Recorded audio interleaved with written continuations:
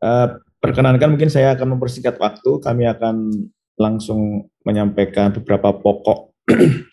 Ibu dan Bapak, pada pagi hari ini merupakan satu eh, momen yang menurut saya semakin kita harus semakin paham dan kompak. Efeknya dari pertemuan kita harusnya semakin paham dan semakin kompak bagaimana kita harus melangkah ke depan. Kurikulum Merdeka telah dikembangkan dan telah dirilis. Tidak hanya di SMK, tetapi juga di pendidikan dasar, pendidikan menengah pertama, serta pendidikan menengah atas, termasuk menengah atas kejuruan yaitu SMK. Kurikulum ini memang tidak apa ya, tidak kita bisa kunci wajib gitu, tetapi kami sangat strongly recommend kurikulum Merdeka khususnya untuk yang SMK ini bisa diimplementasikan di seluruh SMK kita. Sekilas saja Pak Presiden kita selalu merefer apa yang menjadi arahan Bapak Presiden mengenai SMK dan vokasi. Beliau sangat berharap besar, beliau sangat punya super concern yang sangat luar biasa pada pendidikan vokasi. Nah, kitanya ini ditantang oleh Pak Presiden untuk berubah, bertransformasi, berinovasi. Karena apa? Karena ya ini yang menjadi concern beliau selama ini, bahwa sisi demand and supply ini kayaknya harus lebih di link and match kan. Kemudian kalau kita melihat diri kita bukan negara miskin tapi negara yang siap untuk berkembang dan maju, tetapi ya kita perlu berefleksi pada diri kita. Selama berapa ini? 70 sampai sekarang itu berarti 50 tahun ya. 50 tahun terakhir ini pendidikan kita telah ya ini mungkin salah satu yang harus kita perbaiki.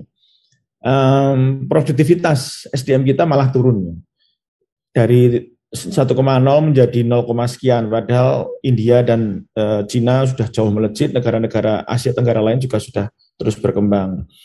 Kemudian kita meskipun pandemi melanda dengan eskalasi yang luar biasa, target top 5 besar di 2045 dalam negara maju dengan PDB terbesar di dunia tetap menjadi target yang harus kita capai. Jadi tidak ada koreksi meskipun pandemi. Kemudian PISA, Ibu dan Pak saya hormati, untuk anak SMK ini perlu kita cermati ya. PISA anak-anak SMK kita memang masih di bawah nih skor PISA-nya anak SMA. Jadi untuk reading, mathematics and science ya. Jadi untuk literasi, numerasi dan berpikir kritis dan kreatif. Bukan berarti anak SMK nggak bisa baca, tetapi memahami, memaknai, serta melakukan aksi yang terbaik, mensikapi apa yang dia baca, itu yang ingin kita lebih perkuat ya. Itulah yang namanya literasi. Kemudian ya ini untuk ranking World Competitiveness ya. Ini Indonesia mungkin naik tipis, ini lumayan dari 40 ke 37, tapi kita ya tetap harus harus terus berkembang. Kemudian Human Development Index kita masih di peringkat 111 dari 189 negara, bahkan di ASEAN pun kita masih peringkat 6. Human Capital Index kita juga harus terus mengejar, ini ketertinggalan kita. Dan senjata utama kita atau amunisi besar kita yaitu bonus demografi, yaitu angkatan penduduk dengan usia angkatan kerja yang sangat berlimpah. Lanjut sedikit Ibu Bapak, Merdeka Belajar ini adalah strategi utamanya. Merdeka Belajar yaitu memerdekakan anak untuk belajar apapun yang mereka senangi, mereka sukai, mereka punya visi, mereka passion, tapi mereka akan menjadi yang terbaik di bidang yang mereka pilih. Saya nggak akan memperdalam ini lagi, ini adalah filosofi transformasi arah perubahan sistem pendidikan di Indonesia ya. Dengan kategori ekosistem, guru, pedagogi, kurikulum, sistem penilaian, ini monggo bisa dibaca, tapi karena saya sudah sering mempresentasikan ini, mungkin saya tidak akan dalam ke sini lagi. Intinya belajar itu jangan sampai sebuah kewajiban, tapi menjadi pengalaman yang menyenangkan. Jadi kalau sampai anak berangkat sekolah itu sedih, pulang senang, nah itu ciri-ciri pendidikan yang tidak akan berhasil. Harusnya berangkat sekolah itu senang, pulang sekolah itu sedih karena berpisah dengan sesuatu yang menyenangkan, menggairahkan. Kemudian guru juga harus berubah, mindset guru berubah, yang tadinya hanya penyampaian informasi lebih pada memampukan anak untuk berkembang secara mandiri, mengisi dirinya sepanjang hayat dengan hal-hal yang baik sesuai dengan passion dan visinya. Mungkin ini tidak akan saya perpanjang. Kemudian Merdeka Belajar, berbagai episode, dan kita akan terus merilis episode-episode berikutnya untuk Merdeka Belajar. Ini adalah gambaran Ibu dan Bapak, ini gambaran bahwa Kementerian Pendidikan Ristek ini, Kebudayaan dan Ristek ini terus berinovasi. Ada mungkin sesuatu yang sudah dilakukan, tetapi kita bikin satu inovasi, kita bikin terobosan, kita rilis. Ada program-program yang memang real baru juga ada. Nah, ini adalah gambaran kita terus berinovasi, melakukan perubahan, melakukan terobosan gitu. Mas Menteri tidak akan stop making change ya. Mas Menteri never stop doing change atau doing innovation atau making innovation. Jadi Mas Menteri kemungkinan feeling saya akan puluhan nanti. Mungkin bisa hampir lebih dari 30-40 kelak ini nanti ya Mas Menteri kalau terus berinovasi. Masih banyak ini tabungan-tabungan ide-ide program kerja atau inovasi yang mungkin belum dirilis sebagai episode Merdeka Belajar. Kemudian untuk vokasi, mari saya akan fokuskan ini. Untuk kurikulum itu ada kurikulum disusun bersama, tetapi kurikulumnya ya disiapin dulu. Kemudian project based learning. Ini link and match 8+I. Sekali lagi saya juga tidak akan menyampaikan lebih detail karena sudah sering disampaikan. Ibu dan Bapak yang saya hormati, untuk pengembangan kurikulum, ini ada benang merah pengembangan kurikulum.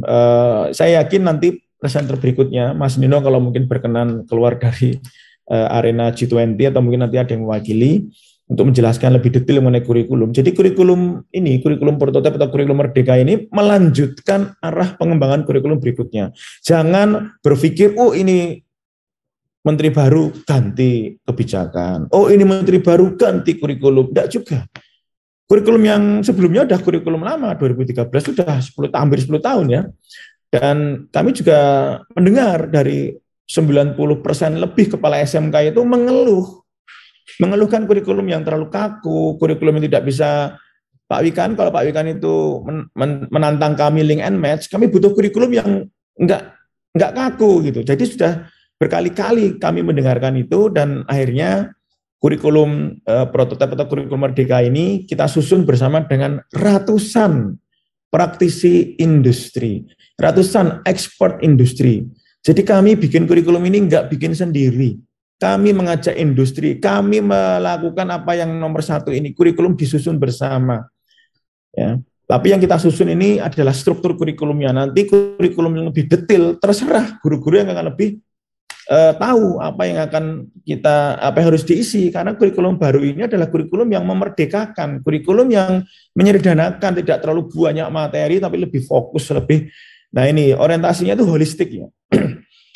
Orientasi itu holistik, jadi dirancang untuk mengembangkan murid secara holistik, mencakup kecakapan akademis, non-akademis, kompetensi kognitif, sosial, emosional, spiritual, soft skills, karakter, leadership, semuanya ini holistik.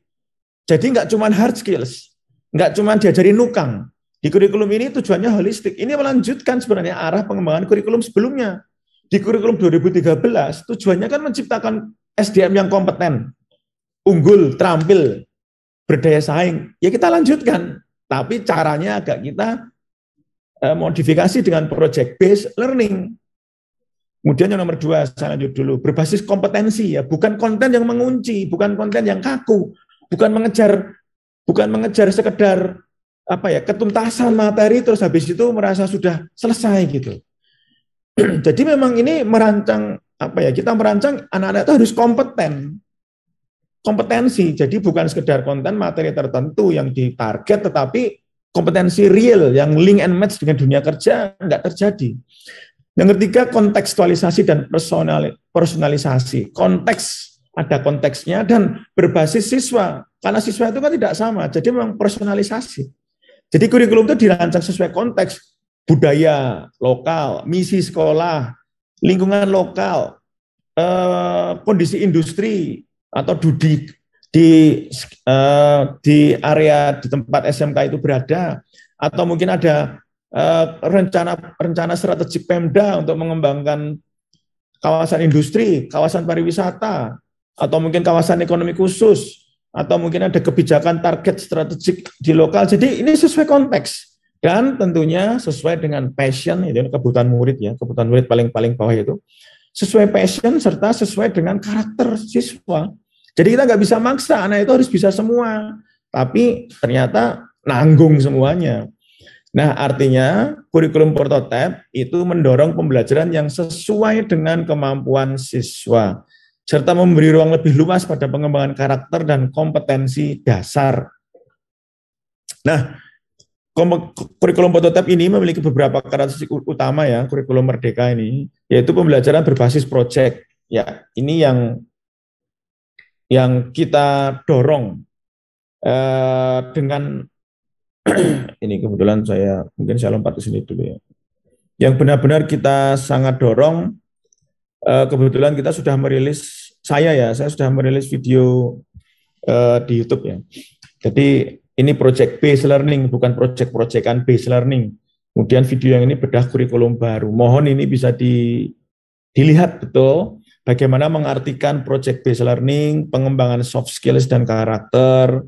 Ini ada karakter pembelajaran Pancasila, iman takwa, akhlak mulia, gotong royong, kebinekaan, kemandirian, nalar kritis dan kreativitas. Tapi project based learning seperti apa gitu. Jangan cuman gurunya nyari project, anaknya disuruh mengerjakan. Nah, itu jadi anaknya jadi pekerja nanti. Nah, di dalam video ini memang saya bikinkan contoh untuk bidang teknik mesin atau teknik manufaktur, tapi bisa berkolaborasi dengan bidang-bidang yang lain seperti teknik elektro, teknik elektronika, BKV, serta bergabung dengan marketing, jurusan-jurusan yang sifatnya ekonomik. Jadi mengartikan ini itu sudah saya berikan contohnya di video YouTube, mengartikan project based learning. Fokus pada materi yang esensial, sehingga ada waktu yang cukup untuk pembelajaran yang mendalam bagi kompetensi dasar seperti literasi, numerasi. 1 dan 2, sekali lagi di video ini, ya, di video ini sudah ada contohnya. Fokus pada sesuai esensial. Kalau ini kan semuanya mau dicapai semua di dalam video atau mungkin di sini. Nah, ini sebagai contoh ya. Kita mau target semuanya tinggi, semua kayak gini, materi A, B, C, ini mengikir, membubut, mengelas, produk desain, CNC, CAM, pengecoran logam, 3D printing, CAD, kontrol otomasi, pneumatik hidrolik, dan lain-lain, itu semuanya mau ditarget tinggi. Hasilnya malah ya nggak tinggi-tinggi juga, dan ketika kerja yang dipakai cuma beberapa aja, 1 mungkin yang dipakai, yang lain kan jadi nggak terlalu. Nah, jadi kami contohkan fokus pada yang esensial, jadi sesuai dengan passion anak. Kalau anak passion itu lebih ke arah pengen jadi marketing ya, ini pengen jadi marketing. Tapi dia bisa juga punya kemampuan pemesinan ya, itu dia fokus di production manager sebagai manajer produksi karena dia mampu untuk mengoperasikan mesin CNC, tapi dia arahnya lebih sebagai manajer. Nah, ini yang kita artikan di dalam pemaknaan 1 dan 2 ya, project based learning serta fokus pada materi esensial. Kemudian guru ya, itu fleksibel bagi guru untuk pembelajaran yang sesuai dengan kemampuan murid, yaitu teach at the right level, serta melakukan penyesuaian dengan konteks dan muatan lokal. Sekali lagi, ini saya contohkan di video ya, ini sudah ada di video. Jadi ini adalah konsep pembelajaran project based learning. Mata kuliah, ini ada guru atau dosennya ada 8 mata kuliah, itu biasanya ada sekat-sekatnya. Jadi mereka bikin PR sendiri, bikin proyek sendiri, mengajar ya sendiri, tidak ada kolaborasi dengan guru yang lain. Nah, ini konsepnya adalah sekat ini kita buka, guru-guru kemudian berkolaborasi, kemudian kelas itu dirancang sebagai sebuah kelas yang komprehensif, holistik, kemudian dilengkapi dengan fungsi-fungsi yang tidak hanya teknis, ada manajemen, marketing, product design, dan finance, sebagainya, dan akhirnya ini jadi kelas ya. Jadi guru-guru itu ada di sini dan kadang bisa masuk di sini. Dan ini adalah sebuah teaching factory atau teaching industry atau project based learning yang benar-benar melayani konsumen, mendapatkan produk dari konsumen. Dan kita hadirkan praktisi industri untuk ikut mengajar, untuk menjadikan pengajar untuk project based learning, karena praktisi industri ini ada praktisi industri juga ikut jadi guru ya. Nah, sehingga memaknai ini, fleksibilitas ini fleksibelnya sangat super fleksibel. Misalnya guru merasa, guru produk desain merasa anak-anak ini kok produk desainnya kok sering mengecewakan konsumen. Konsumen kok sering kecewa dengan kualitas produk desain industri ini atau teaching factory ini. Ayo tarik masuk kelas di sini. Apa ya? Guru itu punya fleksibilitas jadwal. Kalau guru ini tidak keliling-keliling di sini, guru-guru tuh narik ke kelas untuk diajarkan, atau mungkin guru narik semua ke sini. Ini kan produk desain. Semua tarik ke sini untuk belajar yang praktek, panggilkan praktisi industri agar kualitas produk desain anak-anak itu memang memuaskan konsumen. Nah, ini pengalaman ditolak konsumen, dimarahin konsumen, kemudian berhasil meyakinkan konsumen, berhasil bikin produk, tapi produknya ditolak konsumen lagi, itu adalah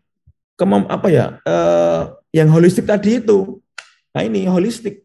Jadi tidak hanya kecakapan akademis, tapi non akademis, menghadapi penolakan konsumen, menghadapi konsumen kecewa. Kalau telat itu didenda, telat dari kontrak ya, deadline dari kontrak itu didenda.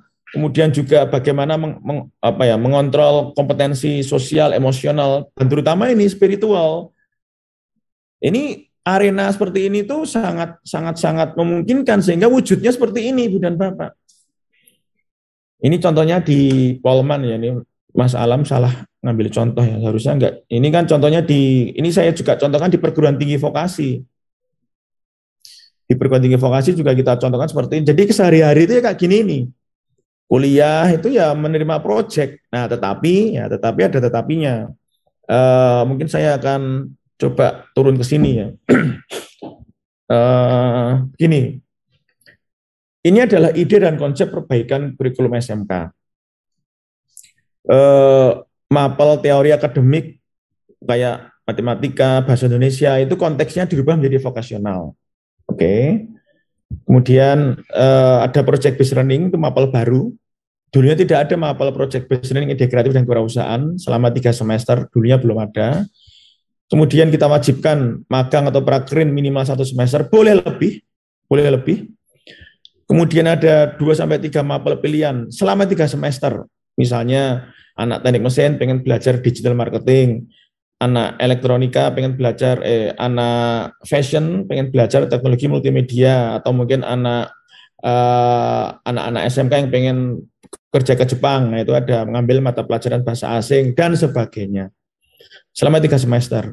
Kemudian ada mapel baru yaitu teknik informatika, bukan pemrograman ya. Ini informatika itu lebih pada logika dan bagaimana memanfaatkan teknologi digital, e-commerce, medsos, mau jurusan apapun, jurusan fashion, teknik, ekonomi, semuanya harus punya kemampuan logik yang baik ya, karena literasi, numerasi, critical thinking, kreativitas itu sangat penting, serta digital teknologi, diajarin jualan di platform online, diajari bagaimana membuat personal branding dengan medsos,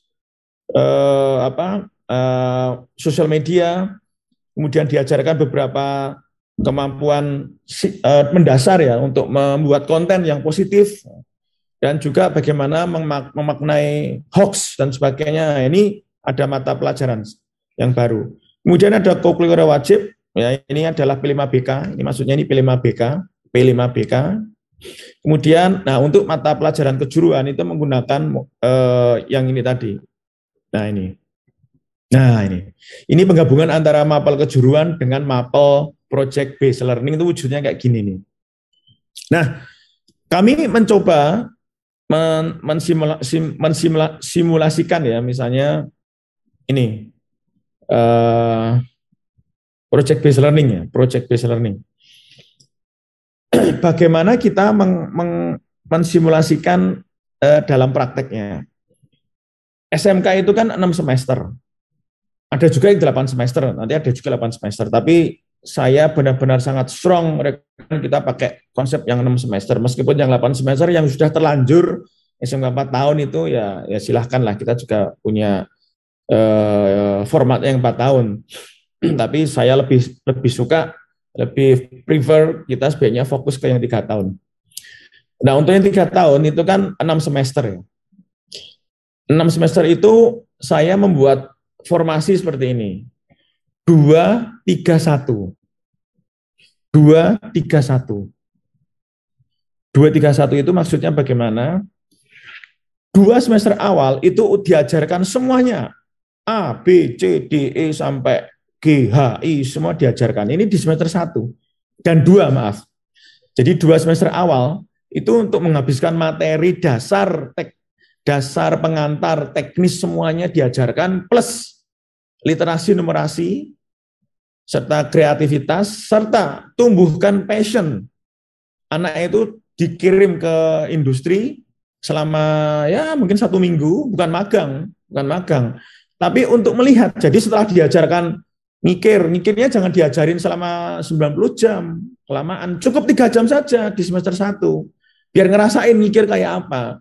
Ngikir diajarin sampai 90 jam, yaitu menurut saya ya lucu, sangat lucu ya. Pola-pola yang lama itu ujuk-ujuk langsung disuruh nukang, belajar jadi tukang, nggak punya kecintaan, nggak punya gairah, nggak punya visi. Jadi di semester 1 dan 2 itu tetap diajarin ngikir, ngelas, bubut, CAM, CAD, pengecoran logam, 3D printing, semua, tapi cukup 5 sampai 15 jam. Ya mungkin maksimal ada beberapa yang 20 jam lah. Ada yang 20 jam, ada 15 jam saja, ada yang 10 jam, tergantung ya. Ini di semester 1 dan 2. Itu 2 formasi awal. Kemudian 3, kan habis 2 kan 3 tadi. Nah 3 semester itu wujudnya kayak gini. Ini 3 semester berikutnya itu wujudnya kayak gini. Kemudian yang satu itu ya magang. Nah ini. Kan magang minimal 1 semester tuh. Ya kan? Nah ini maksud saya. Kalau dulu semester 1 itu diawali langsung dengan materi hard skills, tanpa penguatan soft skills dan passion yang mencukupi sebagai fondasi. Semester 1 itu diawali dengan penguatan fondasi, literasi, numerasi, kreativitas, soft skill, leadership, karakter, termasuk PBL. Nah ini yang apa namanya, semester 1 dan 2 itu dihabiskan untuk formasi awal, diajarkan semuanya. Nah semester 3, 4, 5 ini yang di atas ini, anak akan fokus. Kalau dia mau jadi direktur dengan materi penguatan CNC, maka dia fokus di sini aja. Kalau dia mau fokus di product design, maka dia akan ngambil ini CAD, CAM sama mungkin marketing ini ya. Ini lebih fokus, lebih kuat. Yang lainnya nggak usah tinggi-tinggi gitu. Kalau kita kan tadinya pengennya semua tinggi semua ini, cuma tinggi semua, jadinya nggak maksimal. Mendingan ya ini aja. Bahkan guru matematika, guru bahasa Indonesia, guru agama bisa berkolaborasi pada TEVA ini. Ini contohnya, ini guru agama.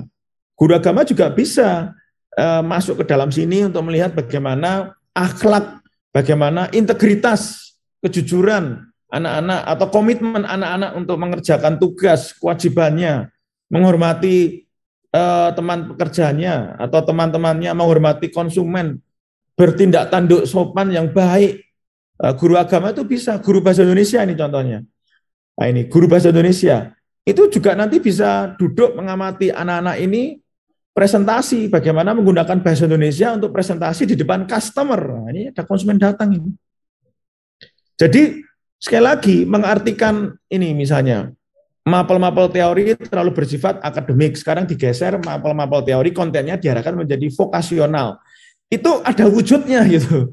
Kalau dijelaskan cuma kalimat-kalimat gini itu mungkin ya ada beberapa kepala SMK bisa mengartikannya, tapi ada juga yang masih menunggu apa contohnya. Nah ini ada contohnya. Jadi mapel-mapel teori atau mapel-mapel normatif itu tetap divokasionalkan. Bahasa Indonesia ya, bahasa Indonesia yang mampu untuk meyakinkan dan melayani konsumen. Kalau nggak mampu, tarik ke kelas, diajarin bahasa Indonesia lagi. Gitu. Nah ini bagaimana mengartikan transformasi kurikulum lama menjadi kurikulum baru. Dulu belum ada PBL, sekarang project based learning. Sangat dominan. Dulu belum ada magang, sekarang magang minimal 1 semester. Nah artinya kalau magang 1 semester, itu formasinya 2-3-1. Tapi kalau magangnya itu 2 semester misalnya ya di kemaritiman, nah itu bisa dua bisa aja. Tapi bisa 222, bisa 231, atau mungkin 213 ya monggo-monggo aja. Karena gini, kenapa kok bisa 213, 222, kok semuanya enggak 231 seperti ini? Ini kan 231 ya. Ya. Karena nah ini kalau kita masuk ke program keahlian, termasuk konsentrasi keahlian, tidak seluruh program keahlian, tidak semua konsentrasi keahlian itu bisa dibeginikan. Misalnya kemaritiman. Kemaritiman itu ya akan mencetak calon pelaut. Nah, kalau calon pelaut ya sebisa mungkin selama mungkin prakteknya di kapal. Perform sebagai awak kapal atau mungkin kapten kapal atau apapun itu ya. Jadi ada juga misalnya prodi atau konsentrasi keahlian atau bidang keahlian ini misalnya. Ini tadi kemaritiman ya, ini kan kemaritiman. Misalnya perhotelan ini, pariwisata, ada perhotelan. Perhotelan itu mungkin ya tidak serta-merta terus bisa bikin produk gitu. Seperti ini kan ini bikin produk ini. Produknya itu kan, nah ini produknya sampai seperti ini produknya. Ini dijual di konsumen atau dijual di pasar online. Ini bisa mengenerate income di sebuah kampus kecil ya di kaki Gunung Merbabu di Salatiga, namanya Akademi Teknik Wacana Manunggal, Prodi Teknik Mesin. Itu Ibu dan Bapak. Ini fotonya yang saya foto itu di sana, di Salatiga. Jadi kalau mau ngelihat contohnya, silahkan ke Salatiga. Silakan ke Salatiga. Anak-anak di sana itu kuliah sehari-hari ya ini sudah nggak terlalu kelas-kelas lagi. Dan setiap bulan omsetnya itu bisa mencapai 800 juta hingga 1,1 miliar omset jual produk-produk ini, menjual ke konsumen yang pesan atau dijual ke Shopee, Tokopedia, Bukalapak, dan sebagainya. 1 miliar per bulan, dan guru-guru itu ya udah nggak terlalu udah nggak terlalu cawe-cawe. Guru-guru mengamati, kemudian membimbing, tidak seluruhnya teaching, tapi bisa menjadi mentor, bisa menjadi coach. Ini nomor 2 ini. Guru atau dosen itu besok lagi kalau ke SMK dicek dulu ya. Ini contohnya perguruan tinggi alamnya. Nah, guru-guru itu bisa bisa kadang menjadi coach, mentor, atau kadang menjadi teacher, tarik ke kelas itu sebagai teacher, teaching, atau menjadi coach, mentor, atau supervisor, atau fasilitator diskusi misalnya. Omset di sana itu 1 miliar per bulan. Anak-anak itu nggak bayar SPP, ini nggak bayar UKT sama sekali. Bahkan anak-anak ini per bulan mendapatkan minimal ya pendapatan itu 1 kali UMR per bulan minimal. Dan ada yang jadi marketing and sales, ada yang jadi CEO, ada yang mengurus keuangan, ada yang jadi product designer, ada yang jadi operator mesin CNC, pengelasan, 3D printer, ada yang jadi manajer inventory, ini manajer inventory dan pergudangan dan delivery, dan sebagainya, dan sebagainya. Jadi kalau kembali lagi, praktek ini memang kalau untuk prodi mesin bisa langsung ya, prodi mesin, teknik elektro itu bisa konsepnya jadi mengembangkan industrinya itu bukan industri tapi lebih ke kontraktor, bisa.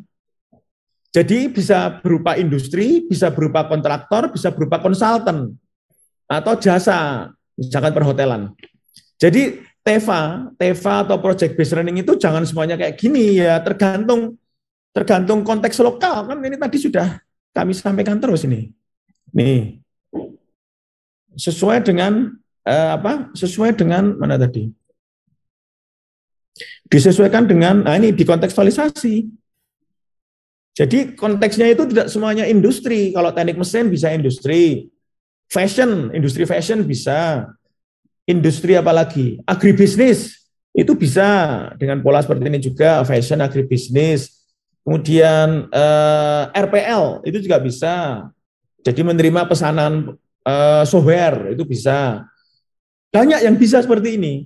Tapi ada beberapa jurusan atau konsentrasi keahlian yang mungkin tidak bisa exactly seperti ini. Ya itu bisa ngebentuk bukan industri tapi kontraktor sama. Misalkan kontraktor listrik atau konsultan juga bisa. Atau jasa perhotelan. Jadi macam-macam. Atau kalau nggak bisa misalkan maritim ya nggak apa-apa. Kalau maritim mungkin lebih banyak ya lebih berlayar ya. Tapi intinya itu harus benar-benar nggak cuman kelas-kelas yang kaku seperti ini ya. Nah ini jangan sampai kaku, ini harus dihilangkan sekat-sekatnya ini. Kemudian saya lanjutkan, saya pikir sudah hampir selesai. BMW clear ya, targetnya adalah BMW. Kalau seperti ini sudah bisa dibayangkan anaknya itu minimal selama beberapa semester ya, 2-3 semester itu mengelola industri. Mengelola industri, berhadapan dengan konsumen, memproduksi produk, tahu pasar, tahu harga, sudah punya nomor kontak konsumen. Kalau lulus ya tinggal sesuai passion, mau B bekerja silahkan sebagai teknisi atau sebagai manajer, sebagai pimpinan, atau W wirausaha, membuka bisnis yang mirip seperti ini sebagai subnya juga bisa. Misalkan ini anak yang nomor 5 ini, dia sangat ahli di dalam mengoperasikan mesin ya. Dia nanti besok kalau lulus udah tahu mesin ini harganya berapa, mungkin bisa ngejual, mungkin bisa cari modal untuk beli mesin bekas, buka di garasi rumah orang tuanya, ngesup pesanan-pesanan ini ya. Jadi entrepreneur ya, dia udah tahu semuanya, udah tahu standarnya, udah tahu quality assurance-nya, quality control-nya, udah tahu memanage produksi, mengelola proses produksi seperti apa, dan dia juga bisa kenal dengan ini semua kan. Jadi clear BMW itu. M melanjutkan studi. Tetapi ya ini soft skill-nya lengkap gitu. Udah benar-benar terjun kok. Belajar berenang itu ya terjun ke kolam atau terjun ke samudra, itu belajar berenang yang paling efisien. Nah, tentunya sekali lagi penerapan ini juga sesuai konteks ya. Sesuai konteks, mau SMK di kawasan ekonomi khusus bisa, di kawasan industri juga bisa, menopang kawasan-kawasan itu, kawasan pariwisata juga bisa. Intinya mungkin demikian Ibu dan Bapak yang saya hormati. Kami sangat berharap seluruh SMK di Indonesia memang tidak bisa diwajibkan. Resminya kita nggak mewajibkan, tetapi sangat super strongly recommend seluruh SMK di Indonesia itu menggunakan kurikulum Merdeka dengan proses project based learning yang sudah saya gambarkan di YouTube tadi.